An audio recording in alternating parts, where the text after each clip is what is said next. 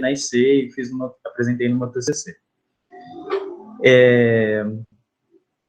Aqui o índice dos assuntos que eu vou tratar aqui. Vou dar primeiro uma introdução com o propósito do que eu estou fazendo, alguns fundamentos teóricos da fotopoli, inspiração e trabalhos que inspiraram o meu projeto.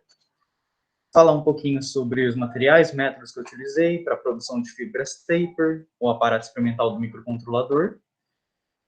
Falar sobre os resultados que eu tive com acoplamento em guias curvos e guias retos. E algumas análises preliminares que eu tive para fazer o tratamento das imagens que eu obtive. E, no final, uma discussão sobre todos esses resultados. Então, a introdução. Os dispositivos fotônicos eles estão presentes em diversas tecnologias, e desde os anos 60, o LED, o laser, e nos anos 70, com o surgimento das fibras ópticas, a gente teve desenvolvimento de diversos sistemas fotônicos cada vez mais complexos. Geralmente, os dispositivos fotônicos são baseados em silício e têm diversas aplicações nas telecomunicações, integração óptica eletrônica, transferência de dados, microchips e até biosensores. Um problema da fotônica de silício em microdispositivos é a conectividade entre esses chips, entre esses dispositivos, já que a boa parte das técnicas de fabricação em silício são métodos que fazem uma fabricação em 2D. Para resolver esse problema da conectividade, a gente pode pensar em outras formas de produzir dispositivos fotônicos. E uma das técnicas é a fotopolimerização por absorção de 2 fótons, a 2pp ou fotopoli. Com ela, a gente pode criar dispositivos poliméricos e de manufatura aditiva, ou seja, a gente faz uma fotopolimerização direto numa resina, sem muitos pós-processamentos, a não ser uma lavagem que a gente faz na resina. Através dessa técnica, a gente consegue fazer estruturas 3D, que podem ser modeladas em modelos CAD, assim. A gente consegue, com essa técnica, uma alta resolução, que é inferior ao limite de difração, e a gente consegue funcionalizar polímeros com incorporação de compostos, e a gente tem uma boa biocompatibilidade com esse tipo de material também. Com tudo isso, a gente consegue desenvolver componentes novos, miniaturizados em diversas áreas de pesquisa. A fotopolimerização por 2 fótons é baseada no fenômeno de absorção de 2 fótons. É um processo óptico não linear, que a gente já está familiarizado aqui no grupo, e ela é ligada à terceira ordem da polimerização. Basicamente, na absorção de 2 fótons, a gente tem absorção simultânea, ou quase simultânea, para transferir um fóton a outro nível de energia. E esse processo, uma consequência dele, é que ele é extremamente localizado espacialmente. Comparando a absorção linear, que a gente tem uma faixa, um amplo espectro em que a fluorescência, por exemplo, nesse caso da fluorescência de 2 fótons, a gente tem na absorção não linear de 2 fótons um ponto muito localizado dessa absorção. Ou seja, a gente consegue fazer dispositivos com um detalhe, uma precisão, nossa, fugiu a palavra,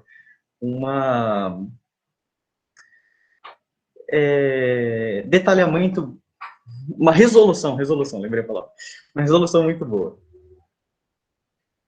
O meu projeto anterior, no TCC e na IC, foi a simulação e produção de protótipos de um tipo de dispositivo que é um acoplador óptico direcional. Então, aqui eu simulei, via método de elementos finitos, um micro-optoacoplador projetado para ser produzido via fotopolimerização de 2 fótons. Quando eu simulei computacionalmente, a espessura dos guias era de 2 microns, que a gente achava que era mais ou menos por esse valor que a gente conseguiria produzir no nosso laboratório, e também porque 2 microns é uma espessura que eu conseguia resolver no programa de solução de método de elementos finitos, sem precisar de um computador muito potente, e resolver no meu próprio computador. Na prática, a gente conseguiu fazer dispositivos com uma espessura mínima de uns 3,5 microns no laboratório. Alguns trabalhos que inspiraram o meu projeto foram esse, do professor Furcas, que ele conseguiu fazer microrresonadores em anel de alta performance, produzidos via fotopoly. E, mais recentemente, para me basear para o acoplamento de luz nesses dispositivos, esse artigo com nanofios de óxido de zinco tem um acoplamento com fibras de sílica taper, que a gente consegue fazer aqui no nosso laboratório. Para fazer essas fibras de sílica taper, eu vou mostrar para vocês agora no Materiais e Métodos. Então, para fazer a produção das fibras taper, a gente prende um pedaço de fibra em plataformas móveis. Aqui tem um videozinho. A gente prende uma fibra com esses ímãs aqui, e a gente tem uma chama que vai aquecendo uniformemente essa fibra através de uma movimentação uniforme para os dois lados, que é chamada de brushing. Com esse processo, a gente consegue uma fibra uniformemente esticada, e um processo que é controlado por diversos dispositivos, motorizinhos aqui, que são controlados por um programa no LabVIEW. E, como resultado, a gente consegue fios de espessura muito pequena. Então, aqui a gente tem uma fibra taper que foi se afunilando, né? Taper vem de afunilar, né, em inglês. A gente consegue uma espessura na ponta de até alguns microns, aqui, 2,3 microns, essa daqui. Tendo essa fibra taper, a gente sabe que a outra ponta, a gente pode ter uma outra ponta soldada a um conector, né? E esse conector pode ser acoplado em um laser de fibra. Então, a gente usou um laser de fibra centrado no vermelho, com abaixo de 5 miliwatts de potência. E aqui é uma demonstração de como que a fibra fica quando ela está acoplada com essa luz aqui. Eu carinhosamente chamei essa fibrinha, que fica se mexendo, de minhoca fotônica. Então, aqui dá para ver que, de tão fina que é essa fibra, mesmo com o ar-condicionado do laboratório desligado, mesmo tentando manter um controle do vento em volta dessa fibra, ela se movimenta bastante, e isso traz bastante instabilidade na hora que a gente quer acoplar essa fibra nos nossos microdispositivos. Para acoplar a fibra nos nossos microdispositivos, a gente tem um dispositivo, que é um microcontrolador, que é esse aparelhinho aqui, que a gente consegue controlar os eixos X, Y, Z da movimentação da fibra, está nessa ponta aqui. A gente consegue também fazer um ajuste da inclinação desse braço do microcontrolador.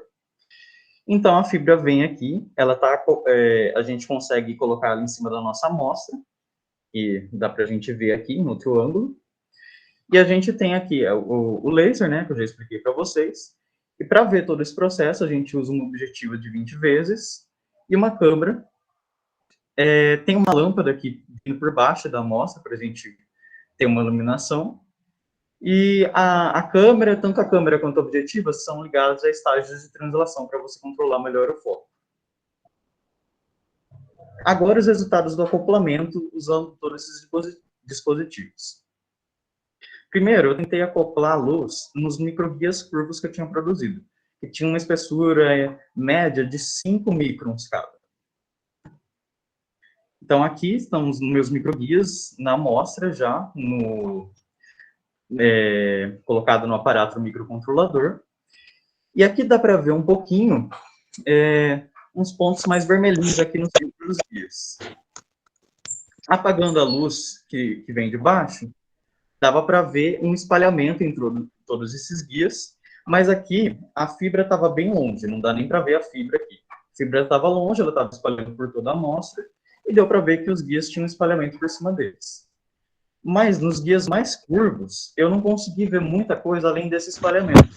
Colocando a fibra mais perto, colocando diferentes espessuras de fibra, eu não conseguia ver acoplamento, mesmo encostando a fibra nos guias, eu realmente não consegui ver acoplamento nas fibras curvas.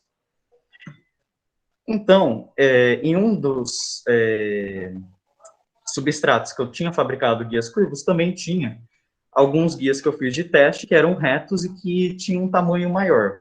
Eles não eram mais de 5 microns de espessura, esses daqui tinham de 10 a 15 microns de espessura. Alguns dos guias, inclusive, meio que se desprenderam no substrato, e eu tive a sensação de que esses guias que se desprenderam do substrato foi até mais fácil de fazer um acoplamento. Então, como eu já dei um spoiler, eu consegui fazer um acoplamento nesses guias. Aqui eu fiz um acoplamento, aqui fiz um acoplamento em diversos guias, mas a fibra taper que eu tinha produzido primeiramente, ela tinha ficado bastante danificada, provavelmente durante o processo de puxamento da fibra, ou talvez mesmo por causa daquela coisa que, conforme ventava, a fibra se movimentava muito e ela vazava muita luz, a primeira fibra que eu fiz. Aí eu consertei não, eu puxei outra fibra, soldei ela no meu conector, e obtive uma fibra com menor vazamento, fiz um tratamento na imagem, aumentei a recepção do verde para contrastar mais o fundo da amostra com o laser que está interagindo com os guias, e eu tive um acoplamento com guias a partir de 20 microns de distância, até mais do que isso eu consegui. Nessa foto aqui tem mais ou menos 20 microns de distância. Né? E aqui eu tenho algumas fotos de coisas, de acoplamentos que ocorreram. Consegui também acoplamento por toque na superfície do guia, então aqui a fibra está nesse ponto aqui do guia, e está iluminando a saída dele. Aqui a fibra está na extremidade dele, apesar de estar tipo, bem saturado, bem alta a luz aqui, dava para a gente ver que ele estava guiando aqui na ponta. O taper não necessariamente precisa ser tão fininho para acoplar nas nossas microguias produzidas via fotopoly. Ele pode ser um taper mais espesso. E mesmo sendo mais espesso, ele também pode ser um taper com uma ponta não tão reta. Mesmo que a ponta tivesse meio defeituosa, ainda acoplava nos meus guias. Em partes, isso se explica porque dá para a gente ver ou tentar supor aqui, pelo resultado, que apesar da fibra ter sido puxada, a estrutura núcleo-casca do taper se conservou. Então, mesmo que o taper seja mais grosso, a luz guiada no núcleo continuou seu caminho para o guia e não espalhou tanto para os outros lados. Ter o taper mais espesso é experimentalmente bom, porque se a gente comparar a instabilidade de um taper muito fininho com a instabilidade de um taper mais espesso, a gente percebe uma diferença, que tipo, nessa espessura, a gente não tem um descontrole tão grande do guia. Apesar de que aqui no final desse vídeo aconteceu um acidente com a minha estrutura que simplesmente foi pescada pelo meu tape. Acidentes acontecem. Algumas análises preliminares que dão para fazer dessas imagens, além da observação, né, de que tipo, ocorreu esse acoplamento, são algumas análises de intensidade. Dá para a gente separar os canais de cores da nossa imagem em canais RGB, né, que é a sigla em inglês para vermelho, verde e azul. Como eu fiz aquela otimização da imagem para ela pegar mais no verde, a gente vê bastante aqui no verde. No azul a gente não vê muita coisa, porque realmente não tem tanto azul naquelas imagens. E no vermelho a gente vê também espalhado por toda a amostra, porque mesmo que tivesse aparentemente verde nas outras imagens, né, a luz vermelha do laser era bem forte para se espalhar por toda a amostra. Então a gente tem esse daqui no vermelho. Dá para a gente fazer gráficos 3D vendo as intensidades que estão saindo desses guias. Então aqui no taper que estava vindo, a gente tinha bastante perda aqui, então formou um pico, na extremidade dele formou outro pico, e na extremidade de saída do guia formou um pico menor. Mas esse gráfico aqui, eu fiz uma boa suavização nessas curvas, porque se você não fazia essa suavização, surgiam diversos picos aqui. E esses picos, aqui no 255, são picos de saturação. Porque se a gente observar essas imagens, tem bastante branco nas 3 imagens. E esse branco significa que houve uma saturação da intensidade do laser e acabou invadindo todos os outros canais de cores, né? E não dá para a gente fazer um comparativo com essa saturação, de, por exemplo, quanto de intensidade que saiu desse guia do taper e quanto de intensidade que está saindo do nosso microguia via fotopoly, que é uma análise importante a se fazer. Mas com a saturação que está tendo, não dá para fazer essa análise porque a gente não sabe se o valor máximo é realmente máximo, se é um valor acima disso que a gente está tendo de intensidade nas saídas. Dado todos esses resultados, ainda que preliminares, dá para a gente puxar algumas discussões.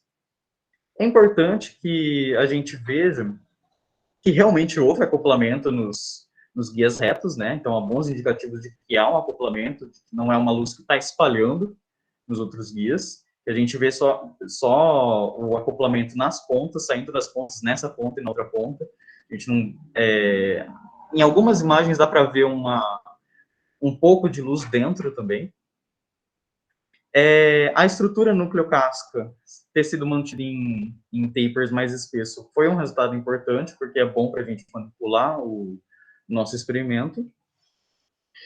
Também uma outra coisa que é bem importante é que, percebendo que houve um guiamento que foi mantido dentro de só um guia, e os guias do lado, não nesse caso aqui, mas a uma certa distância, em que não vazou luz de um guia para o outro, e nem do acoplamento que está aqui em um guia para o outro, então a gente tem uma distância segura para produzir o acoplador que eu queria produzir desde a minha iniciação científica, que tem essa cara aqui. Então, essa distância aqui entre esses dois guias pode ser uma distância segura para as pontas dos dois acopladores.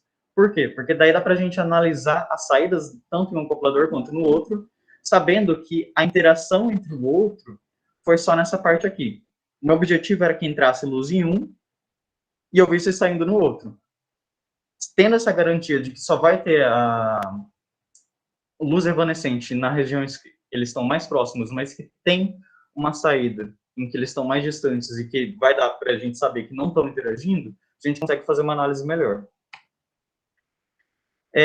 Outros desafios são garantir que a gente tenha extremidades planas e menos perdas nas fibras do taper, porque a gente não sabe direito como está saindo o modo nesse taper com a superfície defeituosa, a gente tem bastante perdas nos outros, a gente não tem um controle direito da intensidade e de para onde está indo essa luz que está espalhando desses tapers mais finos. E outra coisa que a gente teria que melhorar seria reduzir o tanto de impurezas no nosso substrato, porque isso pode dar espalhamento da luz que a gente está tendo, de forma que a gente não consiga ver qual que é a luz que está indo nos guias e qual que é a luz que está se espalhando por conta de defeitos no substrato. E para análise de imagem é melhor que o substrato esteja bem liso e tudo mais.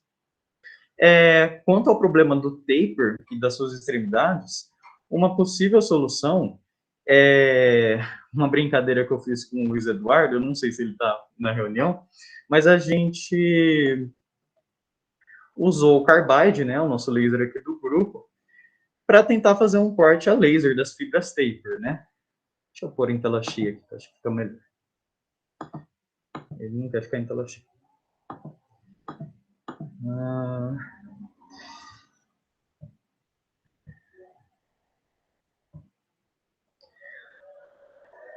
Não sei se a resolução dá para ver, que bem na pontinha, acho que aqui no final do vídeo dá para ver. Problemas técnicos. Aqui que tinha essa pontinha curvada, e daí a gente conseguiu cortar via laser usando o carbide. Aí. Isso pode garantir que a superfície esteja mais do taper esteja mais reta e que não se formem defeitos ao longo de todo o taper de uma quebra por ruptura ou por esticamento, né? Que podem ocasionar vazamentos que vão interferir na nossa experiência, né?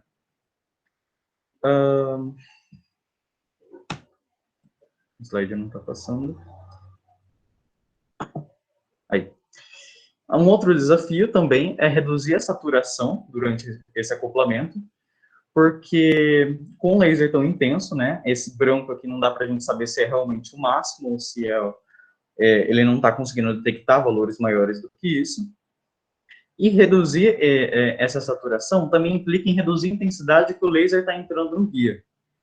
E isso torna mais difícil de ver a luz saindo do guia, porque se a gente reduz a intensidade que está entrando, eu tentei fazer isso e praticamente não dava para ver a luz saindo do guia. Então, isso é um problema que talvez seja resolvido se a gente conseguir deixar as faces do paper mais planas e conseguir um acoplamento melhor dentro do guia. Daí, reduzindo a intensidade da luz, não vai ter tantas perdas por outros fatores, né? Outra coisa seria a melhorar a qualidade, a definição da imagem, né? Porque provavelmente para a gente fazer uma comparação entre a intensidade que entra e a intensidade que sai, a gente teria que ou analisar a área, né, dessa luz que entra, da luz que sai, ou fazer um perfil transversal, né, do tanto de intensidade que tem na saída dos guias e dos tapers. E para fazer na realidade, eu não sei qual é o método mais comum, né, se geralmente o pessoal faz por área, por perfil transversal, né, qual que é o método que dá qual tipo de análise que fornece que tipo de respostas para isso, né, e que é melhor, né, mas melhorar a qualidade da câmera, por exemplo, colocando uma objetiva melhor, colocando uma câmera um pouquinho melhor pode ajudar a gente a ver esse perfil.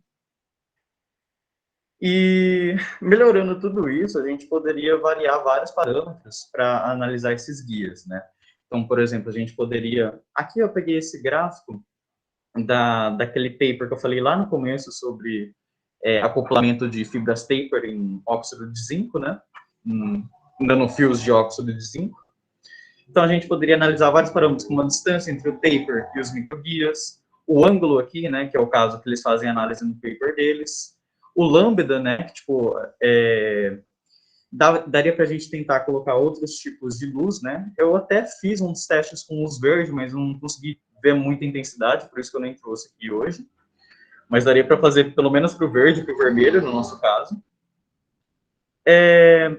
Com isso tudo, daria para a gente comparar os nossos resultados experimentais, dessa vez da forma inversa. No meu TCC, eu estava fazendo a simulação computacional e depois eu queria reproduzir o que eu tinha feito computacionalmente. E agora o caminho inverso.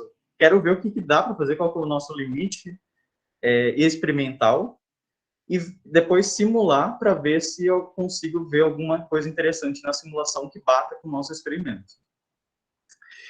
Agora, a gente viu que os guias de maior espessura são os possíveis de ser fabricados e que são os únicos que a gente viu acoplamento. Então, por exemplo, aquela espessura que eu tinha simulado de 2 microns no meu TCC, na MNC, não é mais tão praticável. Então, vou ter que aumentar essa espessura e, consequentemente, vai aumentar o custo computacional. Então, provavelmente, eu teria que utilizar um maquinário melhor, um cluster, para conseguir ter uma memória suficiente para fazer esse tipo de simulação. E outra coisa que dá para fazer, que eles também fazem naquele paper da nanofibra de óxido de zinco, é fazer uma análise modal, né? Então, tipo, você sabendo o perfil de intensidade que sai do guia, você sabe se ele saiu um modo de primeira ordem, saiu multimodal e etc. Daria para fazer esse tipo de análise assim que a gente tivesse estruturas mais com menos imperfeições, né? Mais certeza do resultado que a gente está vendo. E é isso, gente. Eu agradeço a todas as instituições de fomento e as instituições que me apoiaram até agora. Se alguém tiver alguma pergunta.